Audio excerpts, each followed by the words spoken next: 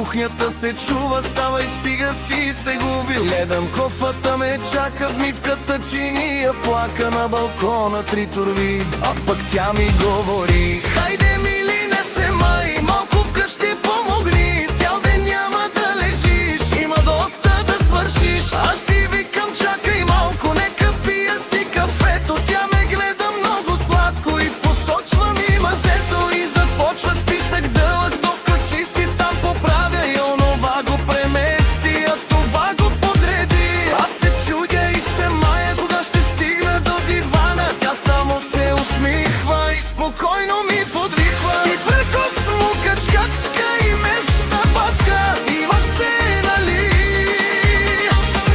Едното чисти по килима, другото турби носи. Ти прахос смукачка и мечна пачка, имаш си, нали?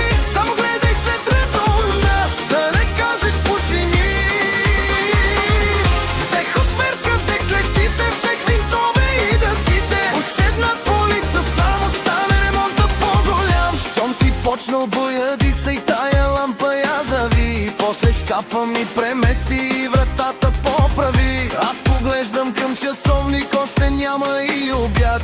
Аз се чувствам все едно съм строил цял жилищен блок. Телефонът ми звъни, приятел вика: ще вървим ли? Аз му казвам: не ме чакай, брат, положението е тежко. Имам мисия, домашна операция, ужасна. Прах, балкони и мазета, рафтове и табуда.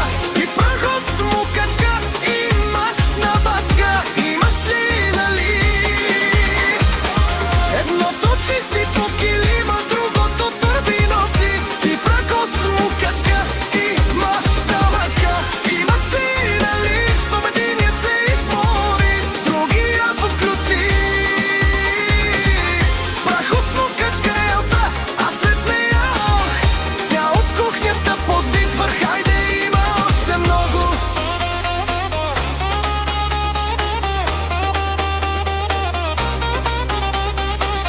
След обед едва настъпи, аз си мисля: свърших вече. Сядам тихичко на стола, тя пристига с усмивка: много хубаво си чистил, само нещо си пропуснал. За дивана под леглото и прозорците, защото аз